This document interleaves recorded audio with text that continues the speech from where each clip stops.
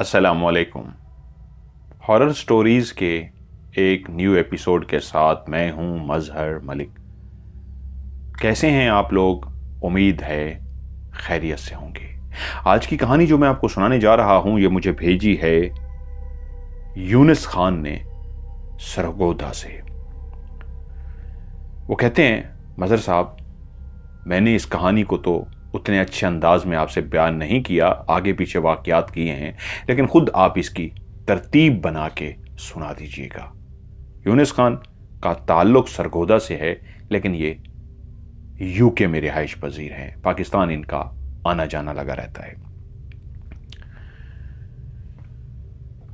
ये एयरपोर्ट का मंजर था, क्योंकि उन्होंने कहा है तरतीब दे दें, तो उस कहानी को फिर मैंने अपने लफ्जों में तरतीब दी है। ये एक पाकिस्तान के बड़े शहर का एयरपोर्ट था, जहां पे अपने प्यारों को रिसीव करने के लिए कई लोग मौजूद थे। ये दिन की रोशनी थी।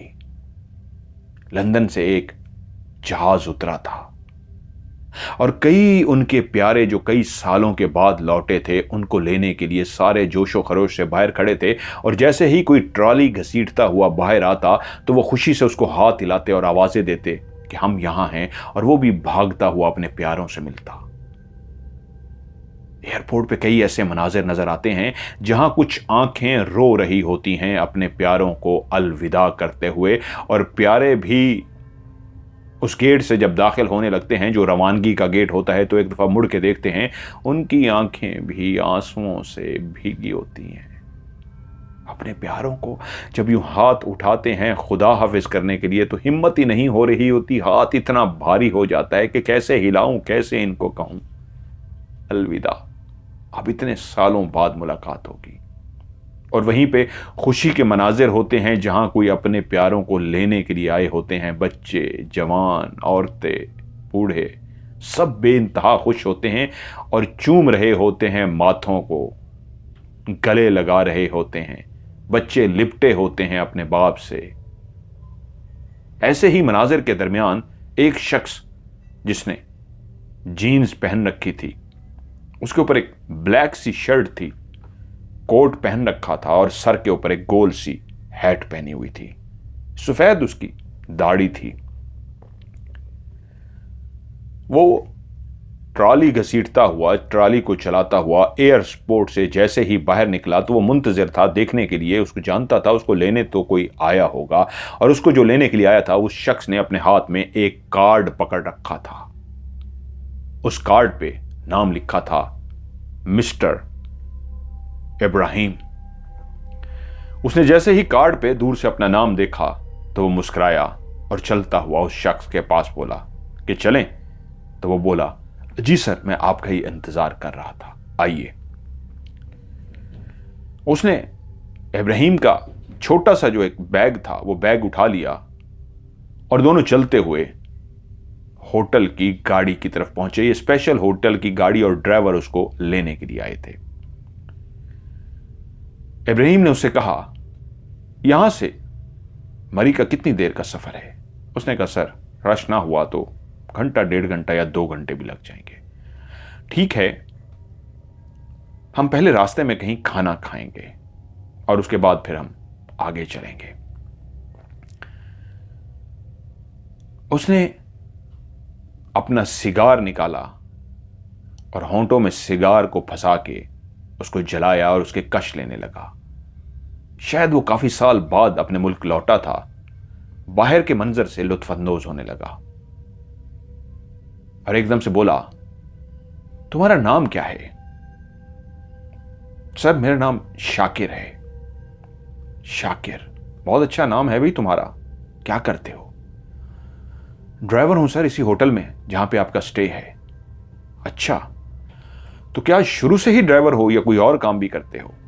नहीं सर, पहले इसी होटल में वेटर था, काम करता था, और फिर उसके बाद फिर मुझे जो शौक था वो ड्राइवरी का था और मैं ड्राइवरी की तरफ आ गया। ऐसे बातें करते हुए वो एक होटल पे पहुंच गए, क्योंकि उसने इजहार किया था शाकिर से कि मुझे किसी ऐसे होटल के सामने रोकना जो बहुत अच्छा भी हो, जिसका खाना बहुत वीआईपी भी हो, अपने मुल्क का खाना खाए हुए बहुत टाइम हो गया है, तो उसको पहले एक बेहतरीन से होटल के बाहर ले गया और उसने कहा, सर आप खाना खा लीजिए, मैं इंतज़ार करूंगा। बोला, ओ हो, क्या हो गया शाकिर, मेरे साथ आओ, हम दोनों इकट्ठे खाना खाएंगे। वो हैरान हुआ, एक सूटेड बूटेड, एक ऐसे पैंट शर्ट और बेहतरीन कोट पहने हुए, हैट पहने हुए, जिसके चेहरे पे सफ़ेद सी दाढ़ी थी, बहुत लंबी नहीं, दरमियानी सी दाढ़ी थी, एक जेंटलमैन लगता था।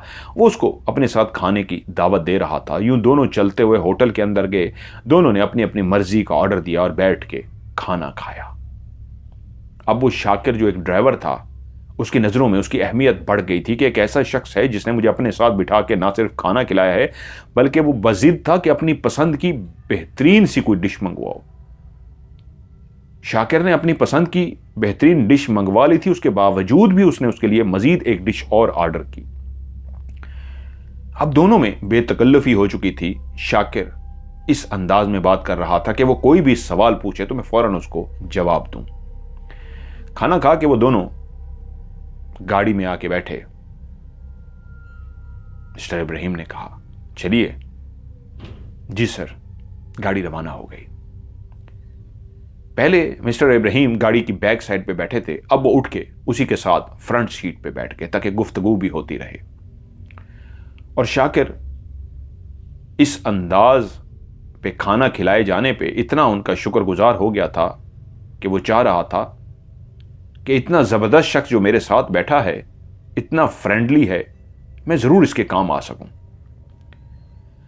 मिस्टर इब्राहिम बोले, शाकिर तुम बता रहे थे, बातें करते हुए चलते हैं, सफ़र का पता नहीं लगेगा, कि तुम शुरू से ड्राइवर नहीं थे, पहले वेटर थे। तो भाई वेटर का काम क्यों छोड़ दिया? मैंने तो सुना है कि वेटर के काम में ज़्यादा पैसे होते हैं, ये होटल भी बड़ा वीआईपी है, बहुत बड़ा है, यहाँ पे बहुत अमीर लोग आते हैं और वो टिप भी अच्छी खासी देते हैं। लेकिन ड्राइवरी की तो एक महीने की पूरी तनख्वाह होती है, उसमें तो टिप भी नहीं मिलती। वो बोला, सर आप ठीक कह रहे हैं, लेकिन कुछ हालात ही ऐसे हो गए थे कि मैं डर गया था, मैंने इसलिए छोड़ दिया। क्या क्या कहा? डर गए थे? नहीं नहीं सर, बस ऐसे ही। नहीं नहीं नहीं, बताओ भाई शाकिर, क्या हुआ, किस बात पे डर गए थे? शाकिर के मुंह से वो जुमला तो निकल गया था, लेकिन अब उसको संभाल नहीं पा रहा था। मजबूरन उसको कहना पड़ा कि सर बस एक कुछ ऐसा हादसा हुआ कि उसने मुझे डरा दिया और फिर मैं होटल में घुस ही नहीं सका। अच्छा भाई, हमारे साथ भी शेयर करो, किस बात पे डर गए थे, क्या हुआ था? तो शाकिर गाड़ी की चलाते हुए सामने की तरफ देखता हुआ बोला, उसने एक दफा मुंह मिस्टर इब्राहिम की तरफ करके देखा और बोला, सर पता नहीं वो क्या था, लेकिन बहुत खौफनाक था। वो दो नौजवान थे, वो इस होटल में रहने के लिए आए थे। उन्होंने इस होटल का एक कमरा अपने लिए बुक कराया था। वो उस होटल के अंदर हफ्ते के लिए आए थे। उन्होंने हफ्ते की एडवांस पेमेंट कर दी थी। वो यहां घूमने फिरने के लिए आए। बहुत अयाश तबीयत लगते थे। उन्होंने उस कमरे में अपने लिए शराब भी मंगवाई थी। वो अपने साथ लेके आए हुए थे, क्योंकि उस कमरे में सर मेरी ड्यूटी लगी थी। मैं वेटर था और जब भी मैं उनको खाना देने के लिए जाता तो वो दोनों शराब पी रहे होते। उनका उठना बैठना बात करना बताता था वो कोई बिगड़े हुए रईस ज़ादे हैं। कई चीजें उन्होंने मेरे जरिए भी मंगवाई। और यहां पे कुछ बातें ऐसी हैं जो स्टोरी में मैं स्किप कर दूंगा, फैमिली सुनती है इसलिए वो जरूरी नहीं है। अयाशी के पॉइंट ऑफ व्यू से उन्होंने कुछ बातें की। शाम को ही उन्होंने खाना वगैरह खाया और रात के 8 बजे वो कमरे से चले गए। वो रात सारी बाहर रहे। तकरीबन सुबह के करीब वो अपने कमरे में वापस आए। आपको पता है ये एक बहुत बड़ा होटल है, यहां पे शराब की इजाजत है। वो बाहर से मस्त होके आए थे और आते ही अपने बिस्तर पर सो गए। ना उन्होंने अगले दिन खाना मंगवाया, ना कुछ भी ऑर्डर किया। सारा दिन गुजर गया, सारी शाम गुजर गई, यहां तक कि रात गुजर गई। वो कमरे में लेटे रहे, क्योंकि साथ वाले कमरों में भी मैं बहुत सारी खाने पीने की चीजें देने के लिए जा रहा था। बाहर उन्होंने, होटल के बाहर एक गत्ते का हैंडल के अंदर लटकाया जाता है कि डिस्टर्ब ना किया जाए, वो ही लगा हुआ था, तो किसी ने डिस्टर्ब नहीं किया। लेकिन जब 2 दिन हो गए वो बाहर ही नहीं निकले, तो कोई खाना भी नहीं मंगवाया, किसी ने बाहर निकलते हुए भी नहीं देखा। मैंने बाकी वेटर से भी पूछा कि इन साहब को देखा है, तो कह रहे नहीं। तो फिर तीसरे दिन जब वो होटल से बाहर ही ना आए, खाना पीना भी ना मंगवाया, तो फिर रिसेप्शन से उनको कॉल की गई कि सर दूसरा दिन है, रूम सर्विस जो रोज 10-11 बजे सफाई के लिए आती है, जो कमरे की चादरें वगैरह बदलती है, तकिए वगैरह कमरे को सेट करते हैं, सफाई करते हैं, वो भी डिस्टर्बेंस का बोर्ड लगा हुआ था कि डोंट डिस्टर्ब नहीं करना, तो वो भी 2 दिन से सफाई नहीं कर पा रहे थे। आज तीसरा दिन था, तो पूछना था सर आपकी सफाई करानी है कमरे की और कुछ मंगवाना है आपने। तो फोन की बेल जाती रही, फोन नहीं उठाया गया। थोड़ी देर के बाद शायद वॉशरूम में ना हो, लेकिन दोनों तो वॉशरूम में नहीं हो सकते। थोड़ी देर के बाद दोबारा फोन किया गया, तीसरी दफा फोन किया गया, तो फोन नहीं उठाया गया। मुझे बुलाया गया कि क्या वो कमरे में मौजूद है। मैंने कहा जी, वो बोर्ड लगा हुआ है, और वो इसी तरह गए थे और सुबह आए थे, सोए थे, उसके बाद मुझसे ही मंगवाते रहे, लेकिन अब वो अंदर ही हैं। अब थोड़ी सी तशवीश हुई, फोन भी नहीं उठाया जा रहा और तीसरा दिन शुरू हो गया है। तो उसके बाद मैनेजर और मैं उनके साथ खामोशी से हम उस कमरे की तरफ गए जो बिल्कुल कोने पे बना हुआ था। ये एक ऐसी जगह पे था जहां की खिड़की ऐसे नज़ारों को दिखाती थी कि बाहर के पहाड़ और बाहर का खूबसूरत नक्शा नजर आता था। और ये कमरा सबसे अलग थलग और काफी बड़ा कमरा था। कॉरिडोर से अब जब गुजरते हुए जाते थे तो आगे बकायदा टर्न लेना पड़ता था। थोड़ा सा टर्न लेते थे तो टर्न लेते ही वाहिद ये कमरा था जिसका दरवाजा था। कॉरिडोर से जब आप गुजरते थे तो लेफ्ट और राइट दोनों साइडों पे दरवाजे होते थे। एंड में सिर्फ एक राइट टर्न लेते तो राइट टर्न पे यही एक कमरा था जो एक काफी खुला और बड़ा कमरा था।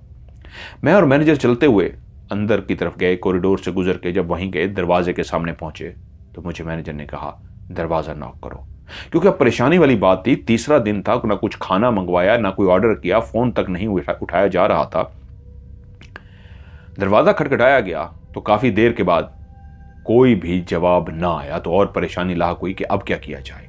तो फिर मास्टर की वहां पे मौजूद होती है जिससे दरवाजा खोला जा सकता है, उससे दरवाजा खोल लिया गया।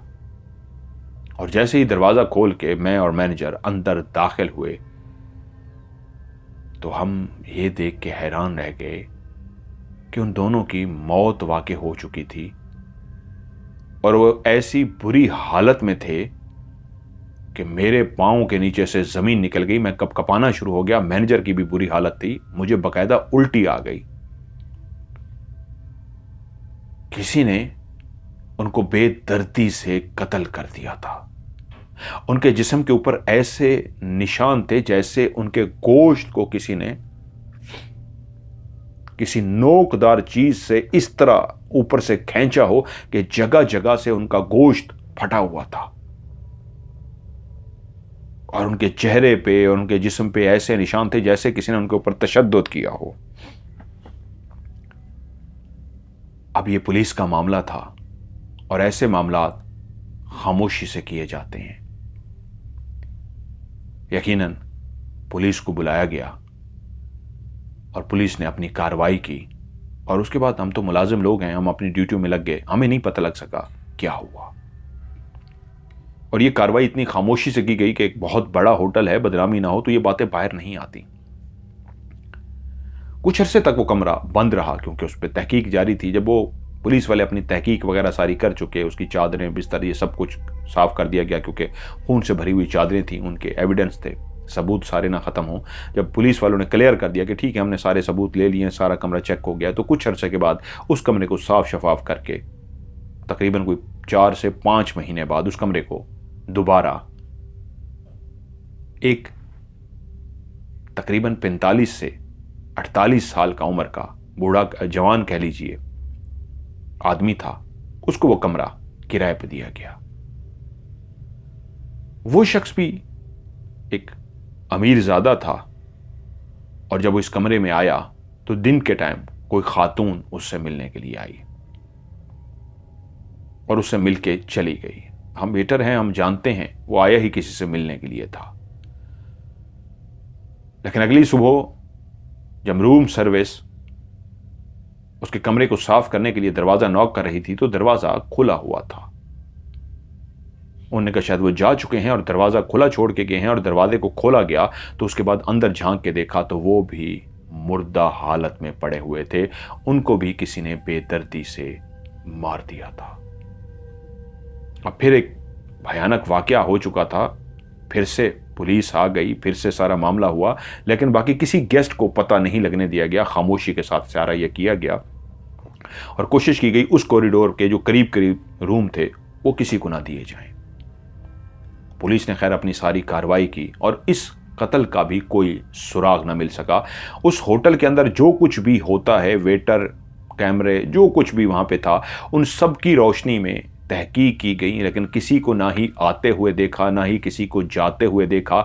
हाँ, सिर्फ एक औरत को देखा गया था जो उससे मिलने के लिए आई थी और वो इस अंदाज में चेहरे को छुपा के आई थी जैसे कोई उसको पहचान ना सके। वो उसके कमरे में गई, उसके साथ काफ़ी देर उसने वक्त गुजारा और उसके बाद खामोशी से वो वहाँ से चली गई, जिससे अंदाज़ा हो गया वो कोई उसकी मिलने जुलने वाली थी, जिसके साथ कुछ के जिस्मानी ताल्लुक भी शायद थे। लेकिन उसके बाद वो अपने कमरे से बाहर निकला, उसने खाना ऑर्डर किया, वेटर ने उसको खाना पहुंचाया और खाना खाने के बाद भी वो नीचे आया और उसने बाहर चहलकदमी की और चहलकदमी करने के बाद वापस अपने कमरे में सोने के लिए गया और जब सुबह हुई तो वो मर चुका था। अब ये मामला इतना हैरानकुन था कि किसी को भी समझ ना आए कि ये हो क्या रहा है। इस कमरे को एक लंबे टाइम के लिए बंद कर दिया गया, लेकिन आखिर एक वक्त आया जब सब क्लियर हो गया, बात भी इधर उधर भूल गई। फिर एक और गेस्ट इस कमरे में रहने के लिए आए और तीसरी दफा जब उनके साथ भी वही हाल हुआ तो हम सब जो पहले ही कह रहे थे कमरा किसी को नहीं देना चाहिए, इस कमरे में शायद कोई भूत रहता है, इस कमरे में कुछ तो ऐसा है जो इंसान को मार देता है। हम सब डर गए सर। मुझे बस इतना पता है, इससे ज्यादा नहीं पता, कि तीसरी दफा भी जब कुछ हुआ और मैं ही इतना डर गया कि उसके बाद मैंने कहा मुझे यह नौकरी नहीं करनी, मैं ड्राइवरी कर लूंगा, मैं वेटर नहीं बनूंगा। सर मैंने छोड़ दिया। लेकिन मेरे बाकी जो दोस्त थे वेटर, वो बताते थे उसके बाद भी उस कमरे से मुख्तलिफ आवाजें आती थी। वो ऐसा खौफनाक कमरा सबकी नज़रों में बन चुका था कि कोई भी उस कमरे की तरफ जाने को तैयार नहीं था। यही फैसला किया गया कि इस कमरे को मुस्तकिल बंद कर दिया जाए। सो मालिक से बात करके इस कमरे को मुस्तकिल बंद कर दिया गया। मिस्टर इब्राहिम ने कहा, ओ वाह, बड़ी ज़बरदस्त कहानी सुनाई है तुमने, क्या वाकई ये जिन भूत और इस तरह की चीज़ें होती हैं? उसने कहा, जी सर, होती हैं। इसी खौफ की वजह से तो मैंने छोड़ा है। मेरे कई साथियों ने वहां पे अजीबो गरीब सी आवाजें सुनी है। अच्छा, कैसी आवाजें? सर वो कहते हैं किसी के हंसने की आवाज, किसी के रोने की आवाज, किसी की चीखने की आवाज, किसी की मदद की पुकारने की आवाज, बहुत बहुत सारी आवाजें सुनी है। मिस्टर इब्राहिम उसकी बातें सुनते रहे और कई बातें उसने और भी बताई और यूं गाड़ी चलाते चलाते वो तकरीबन रात हो ही चुकी थी, उस होटल के अंदर पहुंच गए। मिस्टर इब्राहिम गाड़ी से उतर के सीधे काउंटर पे गए और उनसे कहा, मैं चेक इन करने आया हूं, मेरा रूम बुक है। काउंटर पे बैठे हुए शख्स ने कहा, जी सर, आपके नाम से एक कमरा बुक है। उसने कहा, मेरे एक और दोस्त भी आ रहे हैं, मुझे एक और कमरा भी चाहिए। उन्होंने कहा, सर और तो अवेलेबल नहीं है, आपकी बुकिंग थी तो आपके लिए तो एक कमरा है, और कोई भी कमरा नहीं है।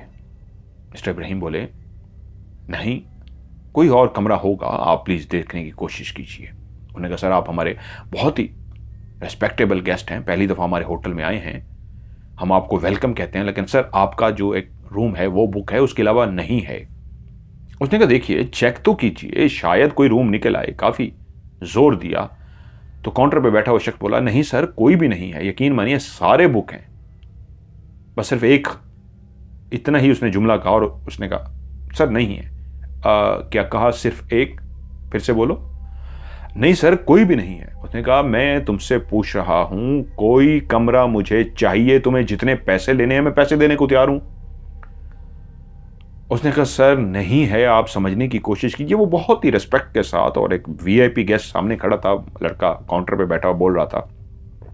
जब उसने बहुत ज्यादा जिद की तो उसने कहा भाई कौन सा है, मैं बता देता हूं, एक कमरा तो खाली है। उसने कहा सर लेकिन वो हम आपको नहीं दे सकते। क्यों नहीं दे सकते? सर मुझे नहीं पता, जो कमरे दे सकते होते हैं वो इस वक्त सारे रेंट पे लगे हुए हैं, सिर्फ एक आपका कमरा खाली है, जो आपको दूसरा कमरा चाहिए वो अवेलेबल नहीं है। बहस जब बढ़ी, उसने कहा मुझे वो कमरा हर सूरत में चाहिए। मैनेजर कहाँ है तुम्हारा? उन्होंने कहा सर वो अपने ऑफिस में होंगे, ले चलो मुझे उनके ऑफिस। मिस्टर इब्राहिम को लेके वो मैनेजर के कमरे में पहुंचे। मैनेजर ने देखा एक सूटेड बूटेड शख्स जो बाहर से आया है, उसको देखते ही पहचान गया। कहा आइए सर। उससे पूछा हाँ क्या इशू आ रहा है सर के साथ? उन्होंने कहा सर इनका रूम पहले से बुक है, इनके कोई और गेस्ट आ रहे हैं, ये कहते हैं मुझे फौरी एक और रूम भी चाहिए, और रूम हमारे पास अवेलेबल नहीं है, और ये बजिद हैं कि और रूम मुझे चाहिए। एक रूम जो है वो हम नहीं दे सकते, मैंने इनको बताया है। उसने कहा ठीक है तुम जाओ। वो चला गया। कहिए आई सर बैठिए।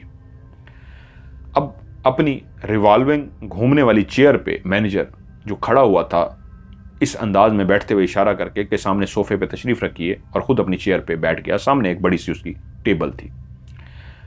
कहा सर मैं आपका नाम पूछ सकता हूं? यस मेरा नाम इब्राहिम है, मैं लंदन से आया हूं।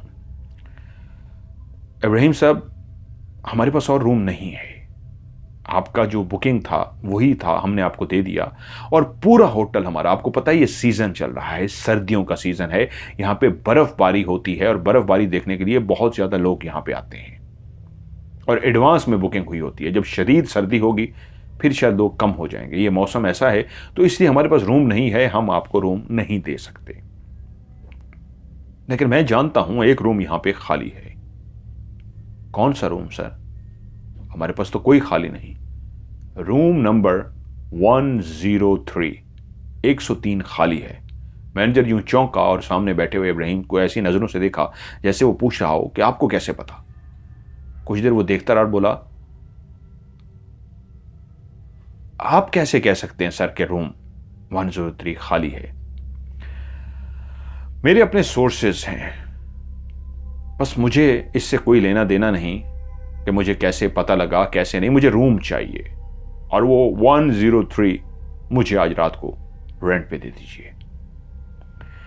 सर बात यह है, हाँ आप सही कह रहे हैं, 103 इस वक्त खाली है, लेकिन हम वो रूम किसी को भी नहीं दे सकते। वो काफी अरसे से बंद कर दिया गया है और बंद ही रहेगा। क्यों? उसको क्यों बंद कर दिया है? सर ये जरूरी नहीं है, बस कोई रीजंस होती हैं जिसकी वजह से हमें बंद करना पड़ा है।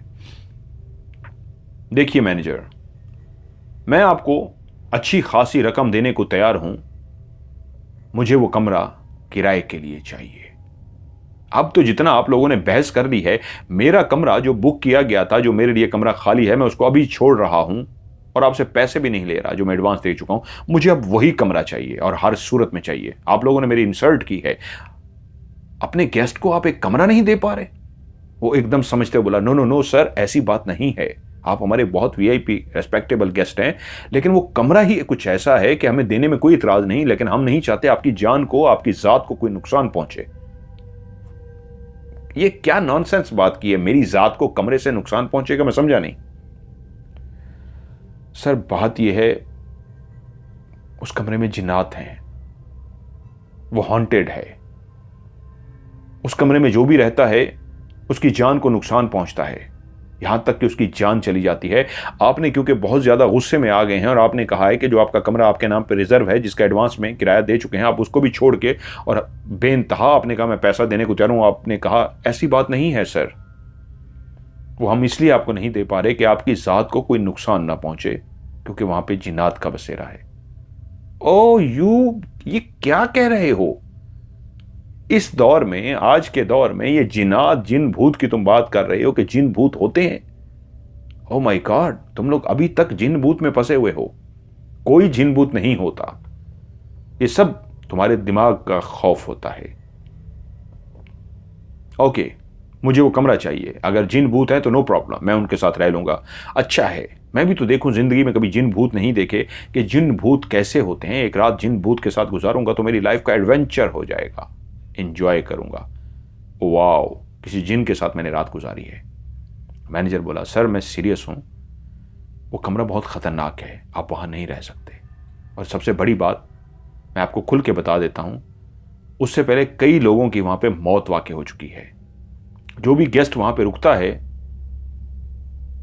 अगले दिन पता लगता है उसकी मौत वाकई हो गई है। और उसके बाद सबसे बड़ी परेशानी की बात होती है पुलिस वालों को डील करना। जब वो आते हैं, वो तंग करते हैं, उनको बहुत कुछ, हमें डिस्टर्बेंस होती है।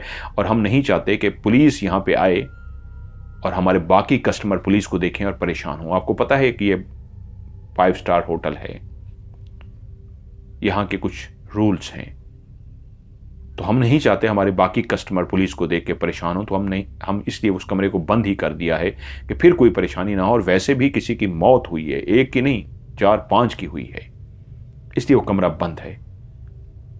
तो ठीक है, आप मुझे वो कमरा रेंट पे दे दीजिए। उन्होंने कहा, सर मैं आपको रेंट पे दे दूं, खुदा ना खास्ता आपकी जात को, जान को कुछ हो गया तो क्या होगा? कुछ नहीं होगा मुझे, तो मुझे वो कमरा दे दो।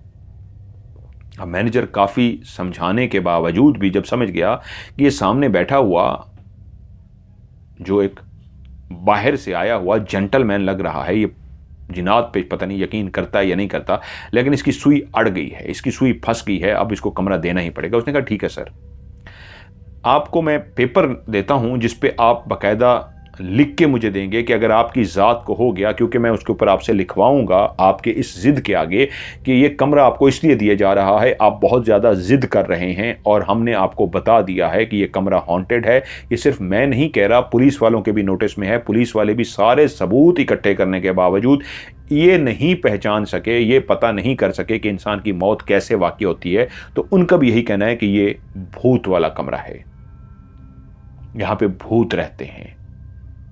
तो आपको लिख के देना होगा कि हमने सब कुछ आपके नोटिस में दे दिया है, उसके बावजूद आप बजिद हैं वहां रहने के लिए। आपकी ज़ात को कोई भी खतरा हुआ, आपकी जान को कुछ भी हुआ, तो ये होटल की इंतजामिया, हम लोग किसी किस्म की कोई रिस्पॉन्सिबिलिटी नहीं लेंगे। उसने कहा, ठीक है, मुझे ये कबूल है, बिल्कुल ठीक है। यूं बाकायदा पेपर पे एक तहरीर लिखी गई और उनसे साइन करवा के अंगूठा लगवाया गया कि अगर कुछ भी किया तो अपनी मर्जी से लड़ाई करके ज़बरदस्ती वो हमसे कमरा ले रहे हैं। और मैनेजर ने यह भी लिख दिया कि हम नहीं जानते इनको कैसे पता है रूम नंबर 103 के बारे में, उन्होंने कहाँ से इंफॉर्मेशन ली, और ये बजिद हैं कि हमें वही कमरा चाहिए। ठीक है, वेटर को बुलाया गया, सर का रूम नंबर 103 में बैग लेके पहुंचा दो। तो वेटर एकदम से यूं चौंका कि ये क्या कह रहे हैं। मैनेजर की तरफ देख के बोला, सर 103 में? हाँ भाई, यही सुना है तुमने, ठीक सुना है, ये 103 में रहना चाह रहे हैं। तो एक दफ़ा उस वेटर ने यूं देखा उस सामने बैठे हुए जेंटलमैन को कि ये कहीं पागल तो नहीं है दिमागी तौर पे। जेंटलमैन ने अपनी हेड को ऐसे ठीक किया और वेटर से कहा, देख क्या रहे हो, बैग उठाओ। वो डर गया। ठीक है सर। उसने उनका छोटा सा सूटकेस था वो उठाया और दोनों चलते हुए कॉरिडोर से गुजर के जैसे ही राइट को मुड़े, वो सामने कमरा मौजूद था। कमरे के दरवाजा खोलने के बाद वेटर वहीं बाहर रुक गया और कहा, सर ये आपका बैग। वो बूढ़ा समझ गया ये अंदर नहीं आएगा। उसने कहा, ठीक है, थैंक यू, तुम जा सकते हो। उसने बैग लिया और अंदर चला गया। कमरे को बेहतरीन हालत में सेट किया गया था जैसे बाकी कमरे होते हैं, उसकी चादरें, उसका बेड, उसके पर्दे, सब कुछ बेहतरीन था, सिवाय इसके कि अब वो मुसलसल बंद था। उसने जाके अपना बैग साइड पे रखा और रिसेप्शन पे कॉल की। उस रिसेप्शन पे बैठे हुए नौजवान को कहा, भाई एक काम कीजिए, किचन में कहिए कि हमारे लिए एक चाय का बड़ा थर्मोस बना के भेज दें, ताकि हम चाय के लिए बार बार फ़ोन ना करें। एक ही दफ़ा बड़ा थर्मोस दे दीजिए ताकि हमारा रात सुकून से गुजर जाए।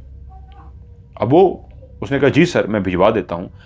अब वेटर और बाकी लोग एक दूसरे से चेमे गोयां कर रहे थे, आपस में कह रहे थे यार वो वहाँ पे कोई खबती आया है, बाबा आया है, कोई वो भूत बाबा है लगता है, वो 103 में ज़बरदस्ती करके रुका है, वो जिन भूतों को मानता नहीं है, जिद करके उसने वहाँ पे रुका। और ये खबर उड़ती उड़ती उस शाकिर तक भी पहुँच गई जो लेके आया था कि वो बाबा उसी कमरे में ठहरा है। शाको डरना शुरू हो गया कि यार मैंने क्यों बता दिया उसको, उसने मुझे खाना शाना खिलाया, कोई टिप भी दी, पैसे भी दिए, तो मैं तो इतना ज़्यादा उसका वो हो गया। अब दिल ही दिल में कह रहा है, मैंने देखो उसको 103 के बारे में बताया, वो सीधा गया ही 103 में है कि यार इसको ही कुछ कर गया तो किसी को मेरे बारे में ना पता लगेगा मैंने बताया। वो चुप ही रहा। उसने कहा भाई मैं तो चुप ही रहूँ, कहीं मेरा नाम ना आ जाए। खैर थर्मोस चाय का लिए वेटर बाहर पहुंच गया। उसने दरवाज़ा नॉक किया तो दरवाज़ा खुला हुआ था। वो बोला, भाई दरवाज़ा खुला है, अंदर आ जाइए। वेटर वहीं खड़ा रहा और कहा, सर मैं माजरत ख्वाह हूं, मैं अंदर नहीं आ सकता। वो मुस्कुराया, अपनी जगह से उठ के, दरवाज़ा तो पहले ही खुला हुआ था यानी लॉक नहीं था, उसने हटाया और कहा ठीक है ये मुझे दे दो। वेटर ने जल्दी से वो ट्रे उसको पकड़ाई और अंदर यूं इस तरह झांक के देखा कि ये कमरा खुला है काफ़ी अरसे के बाद और ये बंदा अंदर रह रहा है, समझ से बाहर है। उसने जल्दी से वो ट्रे में पकड़ा हुआ कप थर्मोस उस इब्राहिम को पकड़ाई और वहाँ से चलता बना। बाकी वेटर इंतज़ार में थे, हाँ क्या हुआ है? उसने कहा भाई पता नहीं, उसने मुझे अंदर आने को कहा है। मैंने कहा मैं तो नहीं आ रहा भाई, मैं उसको ट्रे दे के आ गया हूँ, वो थर्मोस दे के आया हूँ, बाबा अंदर ही है। उसने दरवाज़ा उसी तरह खुला जो छोड़ा हुआ था उसको बंद कर दिया, थर्मोस से चाय निकाली और चाय चुस्कियां लेकर पीना शुरू हो गया। थोड़ी देर के बाद उसने अपनी किताब निकाली और बेड पे बैठ के किताब पढ़ना शुरू हो गया। जैसे वो आज जागने के मूड में था, उसने रात सारी जागना था और किताब पढ़नी थी और साथ में चाय पीनी थी। वो बुक पढ़ता रहा, चाय पीता रहा, बुक पढ़ता रहा, चाय पीता रहा। तकरीबन रात के कोई 1:30 बजे का या 1:45 बजे का टाइम था। बाहर से दरवाजा नॉक हुआ। उसने कहा कौन है? वो चाय की उस वक्त चुस्की ले रहा था, किताब पढ़ रहा था। जैसे ही उसने कहा कौन है, तो बाहर से फिर किसी ने दरवाजे को नॉक किया, ठक ठक ठक ठक। आ रहा हूं भाई, आ रहा हूं। किताब उसने उलट के सोफे पे रख दी और चलता हुआ दरवाजे के पास गया। उसने दरवाजा खोल दिया और जैसे ही दरवाजा खोला, बाहर एक नौजवान लड़की जिसने अपने पूरे वजूद को सफेद चादर से ढांप रखा था, लेकिन उसका चेहरा खुला हुआ था, उसने चेहरे पे नकाब नहीं किया था। वो बोली, प्लीज मेरी मदद कीजिए, प्लीज मेरी मदद कीजिए। उसने सर से पांव तक उसको देखा, पूरे वजूद को चादर से ढांपे हुए, शायद सर्दी से बचने के लिए। उसने उसके चेहरे की तरफ देखा, वो एक नौजवान और इंतहाई हसीनो जमील लड़की थी और शायद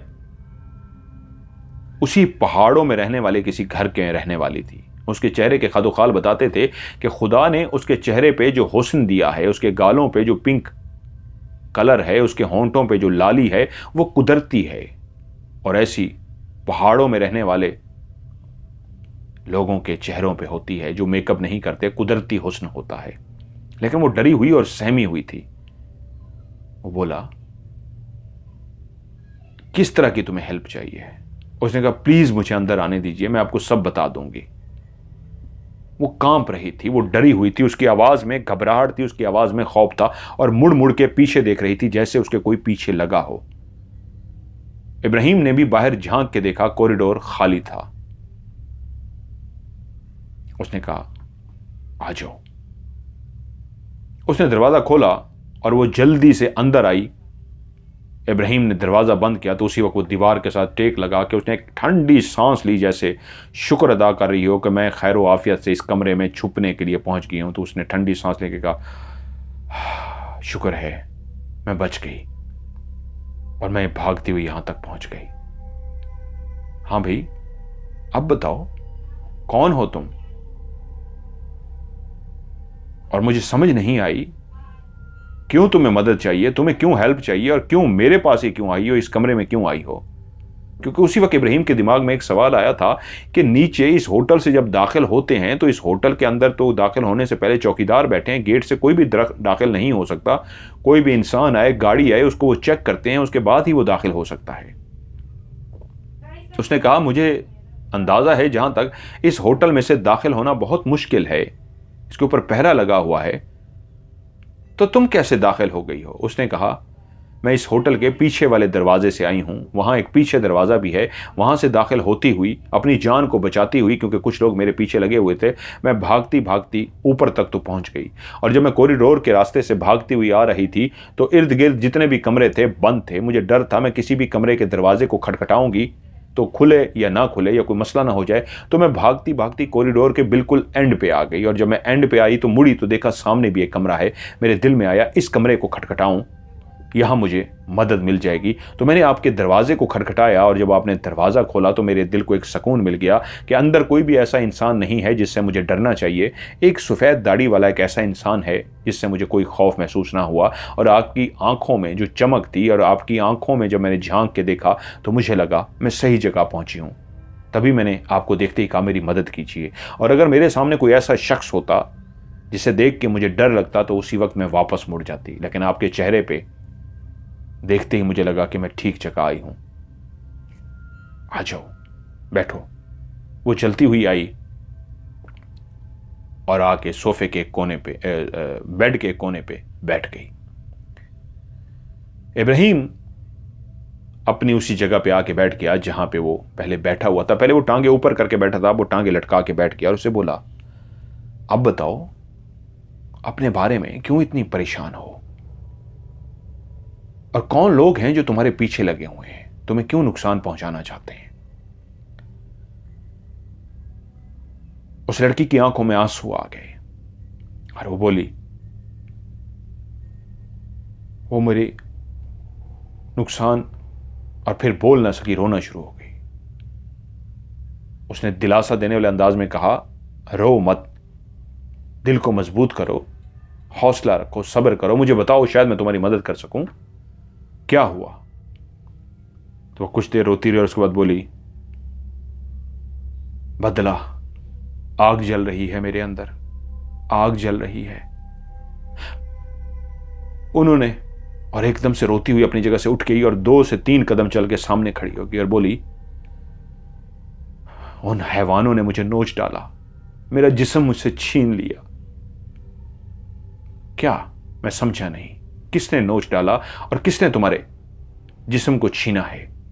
उसी वक्त उस लड़की ने अपने जिस्म पे लपेटी हुई चादर को उठा के फेंक दिया, और जैसे ही चादर नीचे जमीन पे गिरी तो इब्राहिम ने देखा कि उसका खूबसूरत चेहरा और उसके नीचे खूबसूरत सी गर्दन के नीचे बिल्कुल एक हड्डियों का ढांचा था, एक ऐसी लड़की के हड्डियों का ढांचा जिसके ऊपर कोई भी गोश्त नहीं था, सिर्फ और सिर्फ एक हड्डियों का ढांचा था।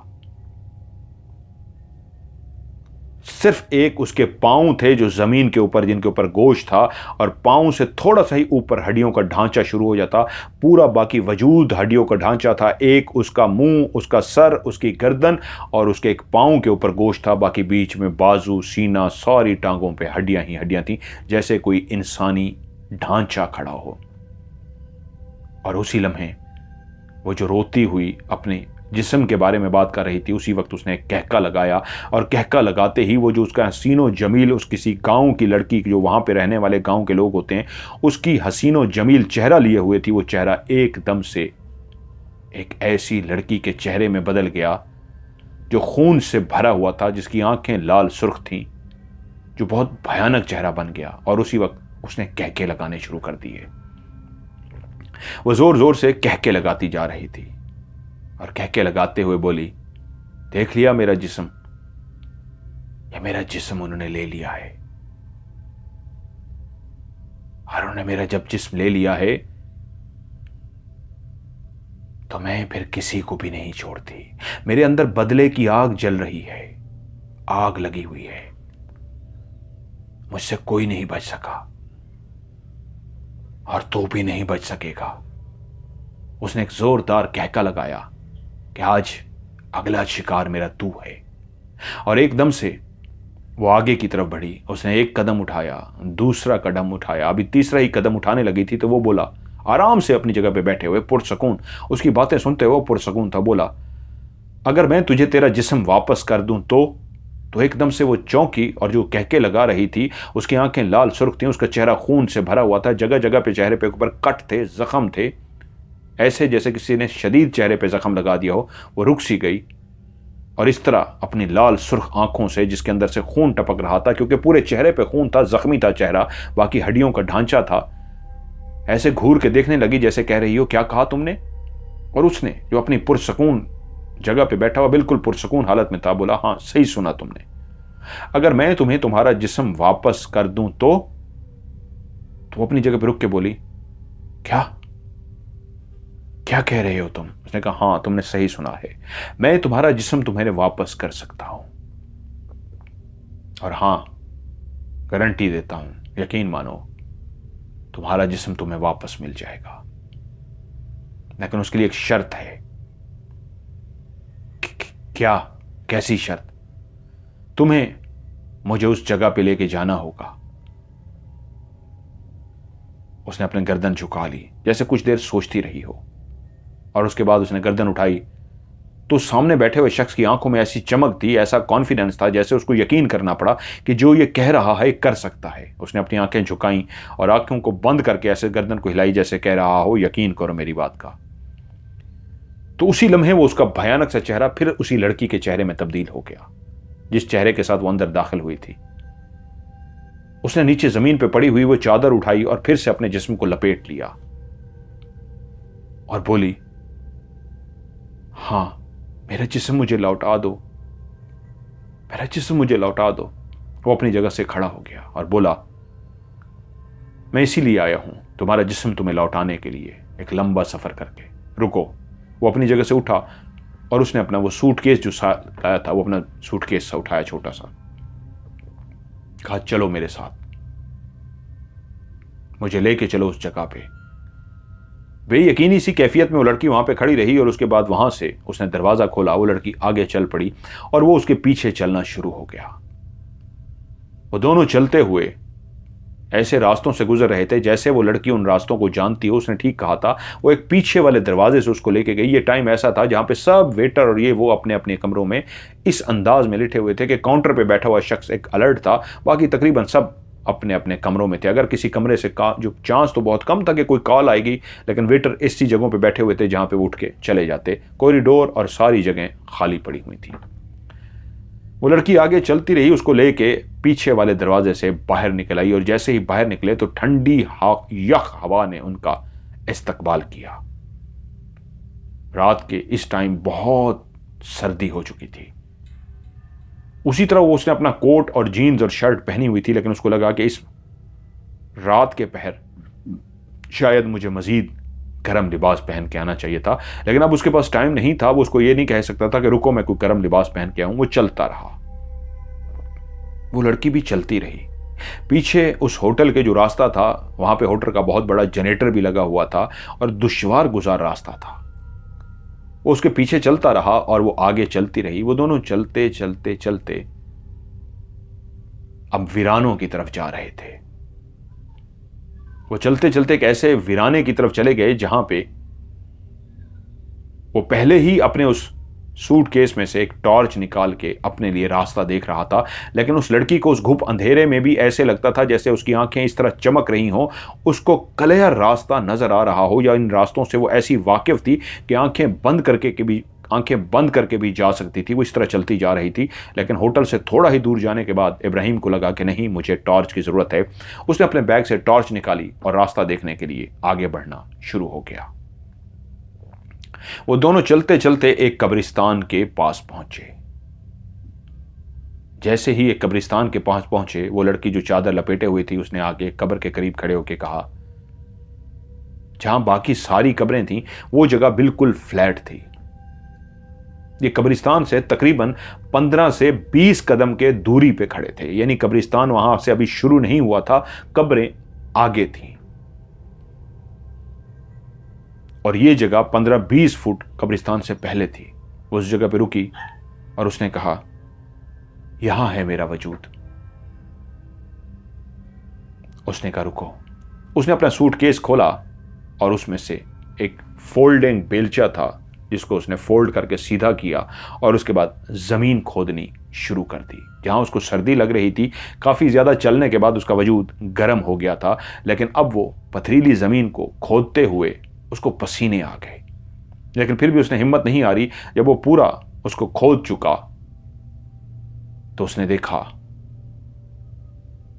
बिल्कुल नीचे एक सर पड़ा हुआ है, एक लड़की का सर। और वो इस तरह का सर था कि उसके ऊपर से गोश्त खत्म हो चुका था, अब वो सिर्फ खोपड़ी बच गई थी।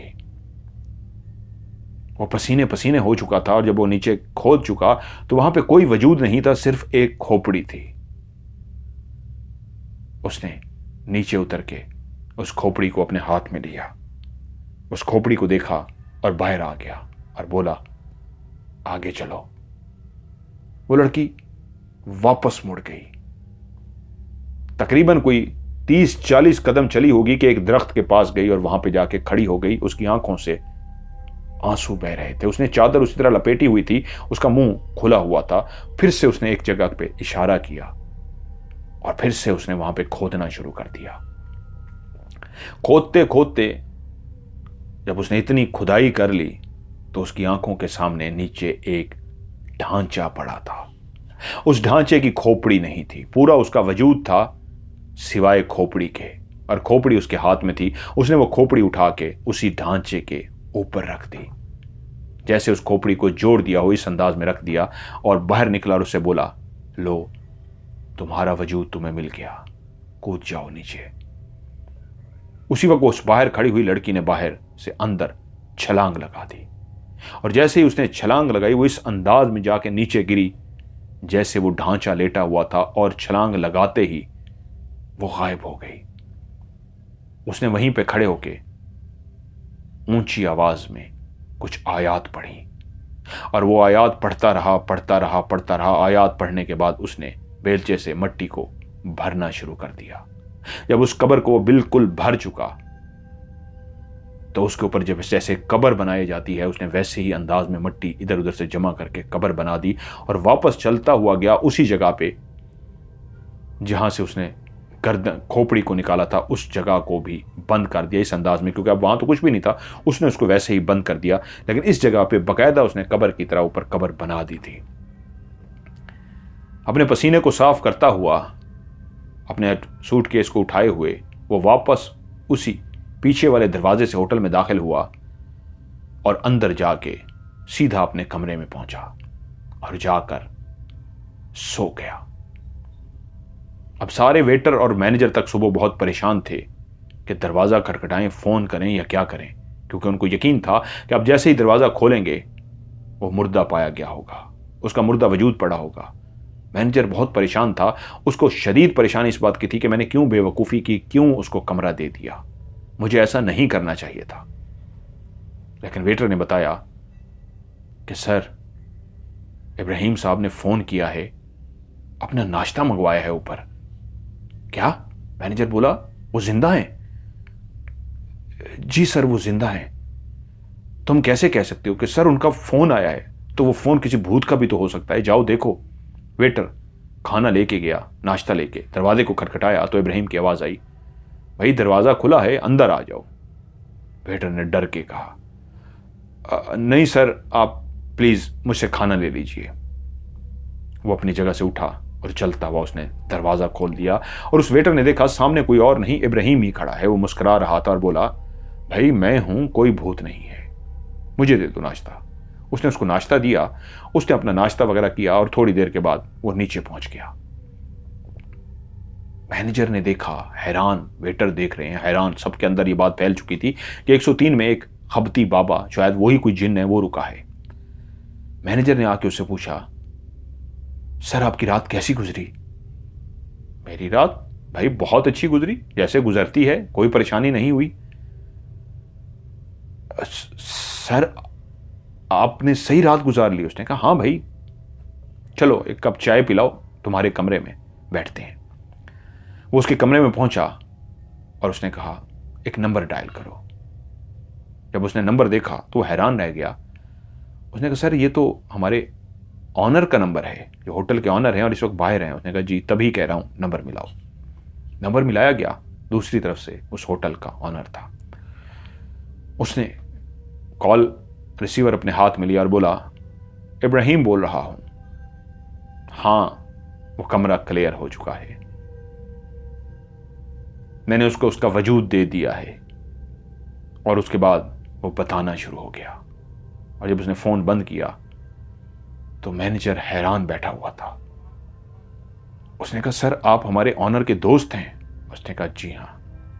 तो ये जो रूम नंबर 103 की कहानी है, ये मैं लंदन में ही था कि तुम्हारे मालिक ने मुझे सुनाई। और मैं इस कहानी को सुन के ना सिर्फ चौंक पड़ा, बल्कि उनको कहा कि मैं ज़रूर उस कमरे में जाऊंगा और उसको क्लियर करूंगा। मेरा रूहानियत के साथ ताल्लुक है, मैं वज़ाइफ करता हूं, लेकिन मैंने तुम्हारे मालिक से कह दिया था कि किसी को भी मेरे बारे में कुछ ना बताया जाए। मैं अपने अंदाज में जाऊंगा, खुद तहकीक करूंगा, खुद ही कमरा लूंगा और सब कुछ करूंगा। पहले से बता दिया गया, मेरे लिए मुश्किलात बढ़ जाएंगी। सो मैं आया और मैंने तरीके से यह भी मालूम कर लिया सब कुछ जो मालिक मुझे पहले बता चुके थे। आपके ही एक एम्प्लॉय से जो आपके यहां काम करता है, इस अंदाज में बात की कि मुझे कुछ भी नहीं पता, और वो मुझे बताता गया जो मुझे पहले ही जान चुका था। उसने मुझे कई बातें बता दी थी। और जब मैं तुमसे मिला, तुमने मुझसे लिखवा लिया, तो ये सब कुछ मैं पहले से जानता था। और जब मैं कमरे के अंदर बैठा था तो मैं इंतज़ार में था, और जो मैंने अपने लिए चाय मंगवाई थी तो मैं बैठा पढ़ ही रहा था। पहले मैंने एक वजीफ़ा किया और उसके बाद मैं समझ गया था कि जिसने भी आना है, रात को आना है, मैं उसके इंतज़ार में था। और जब वो आई तो मैं अपना दायरा कड़ा और उस कमरे का दायरा कड़ा कर चुका था। और जब उसको अंदर ले आया और अपनी वो कहानी सुना रही थी, और उसी तरह जब इस वक्त वो हमला करती थी अपने बदले की आग में, वो खड़ी होके अगले को काट डालती थी, अब खड़ी हुई, तो उसी वक्त क्योंकि मैं अपना अमल कर चुका था, उसको मैंने जैसे ही कहा मैं तुम्हें तुम्हारा वजूद दे देता हूं, क्योंकि उसके बारे में मैं जान चुका था, तो वो चौंक गई। और फिर मैं उसे लेके उस जगह पे पहुंचा। तो उस जगह पे उस लड़की ने मुझे बताया, वो दो लड़के जो पहली दफा तुम्हारे होटल में एक हफ्ते में रहने के लिए आए थे, वो उस लड़की से रास्ते में ही कहीं मिल गए। वो एक गरीब घराने की लड़की थी।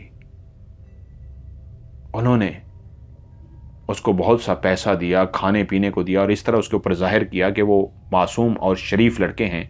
असल में उसको वरगला रहे थे, क्योंकि जान गए थे कि ये गांव की ऐसी लड़की उनको मुंह नहीं लगाएगी। वो एक इंतहाई निहायत शरीफ लड़की थी, लेकिन वो उसके सामने अपने आप को इस तरह का पेश करते रहे कि वो इन पे यकीन करने को तैयार हो गई। और ये उसको रोज मिलना शुरू हो गए, और ये प्लान कर चुके थे कि जब तीसरी रात उन्होंने उसको बुलाया तो इनसे सादगी और मासूमियत की वजह से मिलने के लिए आ गई। और वो दोनों दरिंदे पहले से ही शिकार की तलाश में थे। उन्होंने उस लड़की को नोच डाला, उसकी इज्जत को तातार कर दिया। वो एक ऐसी सादा और मासूम और इंतहाई खूबसूरत लड़की थी, जब उसको अंदाजा हो गया कि वो कुछ भी नहीं कर सकी, अपनी इज्जत कमा बैठी है, तो वो पागल हो गई, वो जनूनी हो गई, उन पे हमला करना चाहती थी। वो भी उसको मारना नहीं चाहते थे, लेकिन उसी वक्त हालात इस तरह के हुए कि उन्होंने उस पे हमला कर दिया, उसको जख्मी कर दिया। वो जख्मी तो पहले थी, जख्म तो उसके जिस्म पे पहले थे, लेकिन उस वक्त ऐसा हुआ कि एक उसमें से ऐसा बिगड़ा हुआ रईस ज़्यादा था कि वो जब उसने उसको थप्पड़ मारे, उस पर थूका और उसके साथ बुरा किया, तो इतने गुस्से में आ गया कि उसके जिस्म के ऊपर खंजर से मुसलसल वार करता रहा, यहां तक कि गुस्से में उसकी गर्दन काट डाली। और जब होश आया कि वो मार चुके हैं, तो उन्होंने उसकी गर्दन को एक और जगह पे दफना दिया और उसके बाकी वजूद को किसी और जगह पे दफना दिया। और उसके बाद वो होटल में आके लेट गए। किसी को पता भी ना लगा, किसी को शक भी ना हुआ, लेकिन जो वहां जमीन में दबी थी उसकी आत्मा भटक गई, उसका हमजाद बिफर गया। और उसके बाद फिर वो बदला लेने के लिए उसी होटल में पहुंची और उन दोनों नौजवानों को उसने बेदर्दी से कत्ल कर दिया। वो अपना बदला ले चुकी थी, लेकिन एक बात जो तुम लोग नहीं जानते, वो किसी और को ना मारती, लेकिन उसके बाद जो कुछ और लोग भी उस होटल में आए वो भी खबीस इंसान थे। और उसके बाद जब उसने उन खबीस इंसानों को भी मारा तो उसके दिल में फिर नरमी रहमदिली खत्म हो गई। वो फैसला कर चुकी कि अब जो भी यहां आएगा मैं उसको मार डालूंगी, अपने वजूद के बगैर, क्योंकि धड़ कहीं और था, गर्दन कहीं और। वो तड़पती रही, इसी कमरे पे ही रहना शुरू हो गई। और जब मैं इस कमरे के अंदर दाखिल हुआ तो दाखिल होते ही मैं महसूस कर चुका था कि कौन है, क्यों है, किस वजह से है। आते ही मैंने पढ़ाई करनी शुरू कर दी, इस तरह का अमल करना शुरू कर दिया कि मैं उसको सामने ला सकूं और उसका मसला हल कर सकूं।